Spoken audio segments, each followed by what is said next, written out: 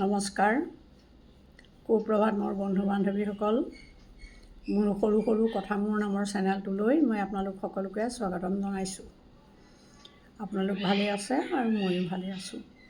সৰু সৰু কথা মোৰ চেনেলটোত মই আজিও এটা সৰু কথাই লৈ আহিছোঁ আৰু সেই সৰু কথাটো হৈছে এটা গুপ্তাংগৰ বিষয়ে।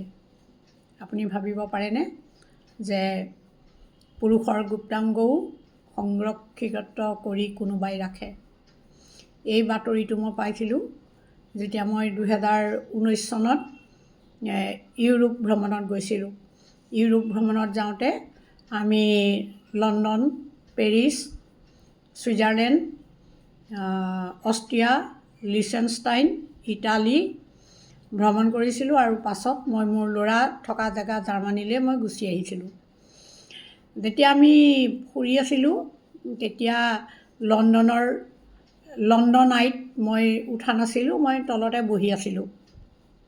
তলত টেমছ নৈখনৰ পাৰৰ এখন বেঞ্চত মই বহি আছিলোঁ আৰু সেইখন মই দেখিছিলোঁ ভূপেন হাজৰিকাৰ এটা গীতত তাত শ্বুটিং হৈছিলে আৰু তেতিয়া মই সেই বেঞ্চখনতে মোৰ ভাল লাগি পেলাই মই বহি আছিলোঁ আৰু লণ্ডন আই চাবলৈ মই উঠি যোৱা নাছিলোঁ। তেতিয়া মই তাতে কাৰোবাৰ লগত কথা পাতিছিলোঁ আৰু তেতিয়াই মই তাত এখন ৱাটাৰলু বুলি মই ছাইনবোৰ্ড এখন দেখিছিলোঁ বাছখনত ঘূৰি ফুৰোঁতে।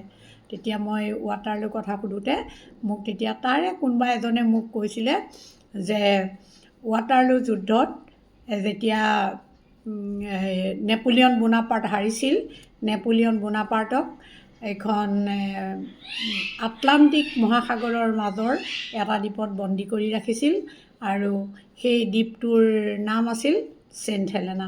সেই দ্বীপটোত নেপোলিয়ন বোনাপাৰ্টক 6 বছৰ বন্দী কৰি ৰখা হৈছিলে আৰু 6 বছৰ বন্দীত্বৰ পাছত নেপোলিয়ন বোনাপাৰ্টৰ 1821 চনৰ 5 মে' তাৰিখে তাত মৃত্যু হৈছিলে আৰু যিহেতু বন্দীত্ব অৱস্থাতে তেওঁৰ মৃত্যু হৈছিলে সেইকাৰণে তেওঁক মৰণোত্তৰ পৰীক্ষা কৰা হৈছিলে আৰু মৰণোত্তৰ পৰীক্ষা যেতিয়া কৰিছিলে তেতিয়া তেওঁৰ গুপ্তাংগটো অতি গোপনে কাটি ৰাখি থোৱা হৈছিলে আৰু এতিয়াও বোলে সেইটো কোনোবা এটা স্থানত সংৰক্ষিত হৈ আছে আৰু সেইটো জানিবলৈ আৰু বহুত পঢ়িব লাগিব।